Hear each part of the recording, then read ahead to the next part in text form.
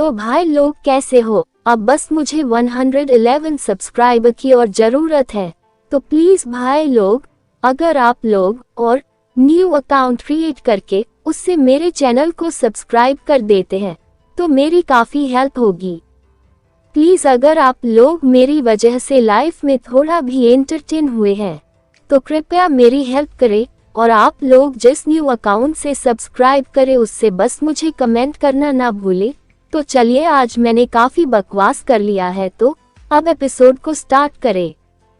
Episode number 3308।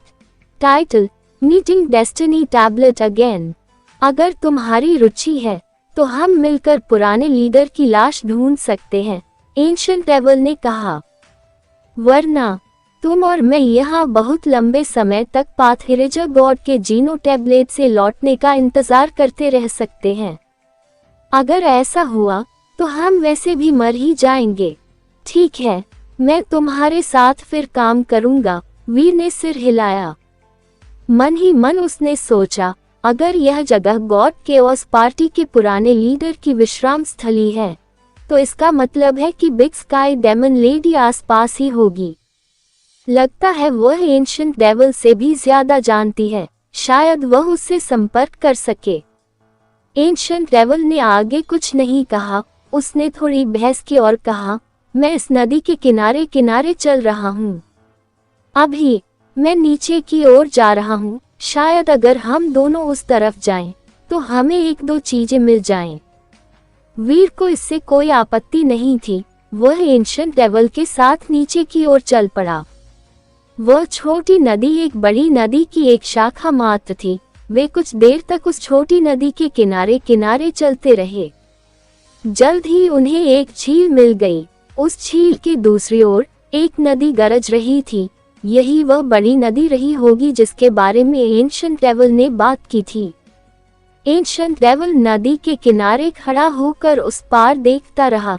थोड़ी देर बाद उसने कहा, यह नदी थोड़ी अजीब है, शायद इसके नीचे कुछ है, हमें झील में और गहराई में जाना चाहिए। वीर ने झील की ओर देखा। उसे लैंड पल्स वगैरह के बारे में ज्यादा जानकारी नहीं थी, लेकिन उसकी समझ धारदार थी। उसे लगा कि झील किसी मायने में खास है। ऐसा लग रहा था जैसे उसमें से कोई आत्मा की हवा बह रही हो। एंशिएंट डेविल पानी में डूबा हुआ था, वह झील में तैर गया। वीर भी उसके पीछे पीछे गया। पानी ठंडा और सुकून देने वाला था, लेकिन उसमें कोई खास बात नहीं थी। झील की सतह हरी थी। आमतौर पर हरी झीलें ज्यादा गहरी नहीं होती। झील जितनी गहरी होती, पानी उतना ही गहरा होता। ये हरी भरी झील अथाह थी। वे 900 से 1200 फीट तक गोता लगाते रहे और फिर भी उनकी गहरी गोताखोरी का कोई अंत नहीं था। अगर वे डस्ट स्काई के बाहर होते तो लगभग 1500 फीट तक गोता लगा सकते थे। अगर उन्हें 1,20,000 या 1,50,000 फीट तक गोता लगाना पड़ता तो भी उन पर कोई असर नहीं पड़ता। डस्ट स्काई में 1,20,000 या 1,50,000 फीट तक गोता लगाने में उन्हें बहुत ज्यादा ऊर्जा खर्च करनी पड़ती थी। एंशिएंट डेविल ने वीर को इशारा किया, मानो उसे कुछ मिल गया हो। वीर ने सिर हिलाया और उसके पीछे गोता लगाने लगा। वह एंशिएंट डेविल के पीछे पीछे और भी नीचे चला गया। कुछ ही देर में वे झील के नीचे पहुंच गए, जहां एक बड़ी दरार थी। ऐसा लग रहा था जैसे उसके नीचे कोई चट्टान हो।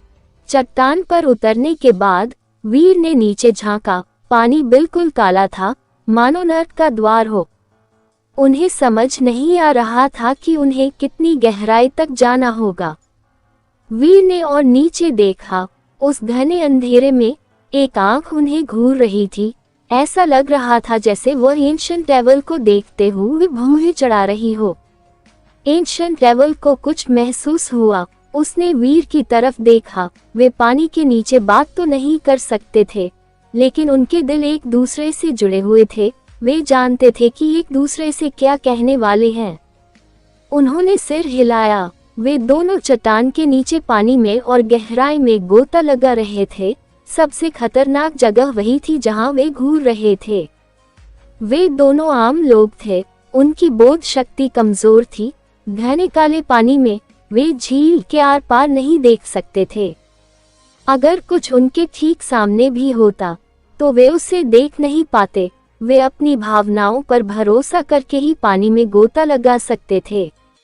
वीर की समझ अभी भी बाकी थी। उसे ऐसा लग रहा था जैसे अंधेरे में कोई आंख उन्हें घूर रही हो, मानो किसी जहरीले सांप की आंख हो जो लोगों को खा जाता हो। जब पानी हिला तो वीर को लगा कि एंशिएंट डेविल उसके पास आ रहा है। फिर भी वह ठीक नहीं बता पा रहा था कि वह कहाँ है। वह बस गोता लगाता रह गया। अचानक वीर को लगा कि कुछ बुरा होने वाला है। उसने सारी हिचकिचाहट छोड़ दी और मछली की तरह अपना शरीर एक तरफ कर लिया। वह बहुत देर हो चुकी थी। उसे ऐसा लग रहा था जैसे उसके पैर में सांप फंस गया हो। वह तेजी से और नीचे उतर गया। वह झील के दूर दराज के खांचों में गहराई तक जा रहा था। पानी बेतहाशा उछल रहा था। वीर के पीछे पानी के बुलबुलों की एक सफेद लहर थी। ऐसा इसलिए था क्योंकि वह बहुत तेजी से डूब रहा था। पानी एक भंवर जैसा था। वह कुछ देर तक घूमता रहा, फिर उसकी पिछली उपस्थिति का खाली स्थान भर गया। वीर ने हाथ बढ़ाकर उस चीज को पकड़ा जो उसके पैर में फंसी हुई थी। जो भी था वो ठंडा लग रहा था। वो हाथ जितना मोटा था और ऐसा लग रहा था जैसे उसमें मछली या सांप के शल्क हो। पता नहीं वो सांप था या कुछ और। वीर ने उसे 2 बार खींचा। वह चीज बहुत कसी हुई थी। वह इतनी कसी हुई और इतनी शक्तिशाली थी कि वह उसे हिला नहीं सका। उसने अपने हाथ को चाकू की तरह इस्तेमाल किया और त्वचा पर वार करता रहा, लेकिन कुछ हासिल नहीं हुआ। अचानक उसके सामने एक प्रभामंडल प्रकट हुआ। उसने देखा कि एक पट्टा उसके पैर में बंधा हुआ था।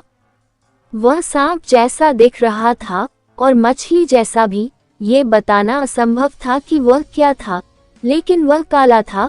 वीर उसका सिर नहीं देख पा रहा था। एंशिएंट डेविल वीर से ज्यादा दूर नहीं था। वीर की तरह वह भी उस चीज द्वारा घसीटा जा रहा था। जब वे दोनों तेजी से डूब रहे थे तो उनके पीछे 2 बड़े खाली खंभे दिखाई दिए। रोशनी उनके पैरों के नीचे कहीं से आ रही थी। राक्षस उन्हें रोशनी की ओर खींचने की कोशिश कर रहा था। वे बहुत तेजी से डूब गए। रोशनी तेज होती जा रही थी। वीर को अब समझ आ गया था कि रोशनी का क्या मतलब है। वह एक तांबे की टैबलेट थी। उसके चारों ओर ढेर सारा समुद्री अलगी था, लेकिन ध्यान से देखने पर उसे एहसास हुआ कि वह समुद्री अलगी नहीं देख रहा था। वह अजीबोगरीब चीज थी जो वीर और एंशिएंट डेविल के चारों ओर थी। तांबे की टैबलेट से तांबे की रोशनी निकल रही थी। पता नहीं वह टैबलेट वहां कब से थी। झील के पानी ने उसे कुछ हद तक जंग लगा दिया था, लेकिन वह टूटी हुई नहीं लग रही थी। उस हरे प्रकाश में वीर ने देखा कि तांबे की टैबलेट पर 2 शब्द लिखे थे, डेस्टिनी टैबलेट। वीर ने ये देखा। उसने देखा कि समुद्री अलगी जैसे राक्षस एक समूह में उसकी ओर आ रहे थे। एंशिएंट डेविल और वीर उनका प्रतिरोध नहीं कर सके। वे दोनों आपस में उलझ गए थे। उसके पैर, हाथ, कमर, गर्दन और अन्य अंग बंधे हुए थे। वह इजिप्ट के मम्मी जैसा था और उसे डेस्टिनी टैबलेट की ओर खींचा जा रहा था। पेंग! एंशिएंट डेविल और वीर ने तांबे की टैबलेट पर प्रहार किया। उनकी नाक से खून बहने लगा और उनके चेहरे मुड़ गए। उनके गाल फट गए। कुछ ही देर बाद उन्हें पता चला कि तांबे की टैबलेट के पास के एरिया में पानी नहीं था।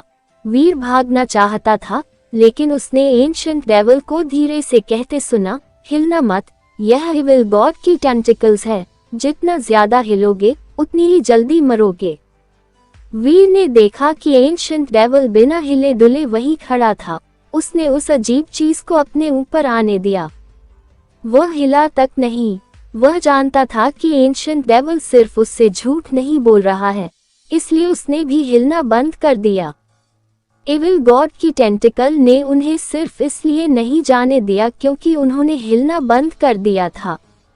वह अब भी उन्हें घेरे हुए थी और बंधन और भी मजबूत होते जा रहे थे। वीर को लगा जैसे उसकी हड्डियां इस जकड़न से टूट जाएंगी। एंशिएंट डेविल की हालत थोड़ी बेहतर थी। वीर ने धीरे से कहा, यह ठीक नहीं लग रहा है। क्या इससे बाहर निकलने का कोई रास्ता है? डेस्टिनी टैबलेट और एविल गॉड की टेंटिकल्स दोनों यहाँ हैं। इसका मतलब है कि मिस्टर लीडर का शरीर भी यहाँ है। हम सही जगह आ गए हैं। एंशिएंट डेविल की आंखें चमक उठी। तुम मेरे सवाल का जवाब क्यों नहीं दे रहे हो? वीर ने उदास होकर पूछा। मैं पूछ रहा हूँ कि क्या तुम्हारे पास इस चीज को मारने का कोई तरीका है? अगर तुम्हारे लीडर की लाश हमारे सामने भी होती तो भी हम मर जाते तो कोई फर्क नहीं पड़ता।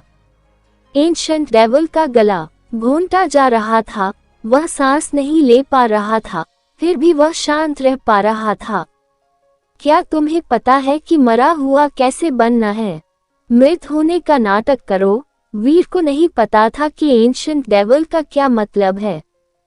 अगर तुम मरने का नाटक करोगे तो जिंदा रहोगे, वरना असली मौत ही तुम्हारे लिए एकमात्र रास्ता है। एंशिएंट डेविल ने अपनी आंखें बंद कर ली और अपना सिर ऐसे घुमाया जैसे वह मर गया हो। अब उसके शरीर का कोई अस्तित्व नहीं था।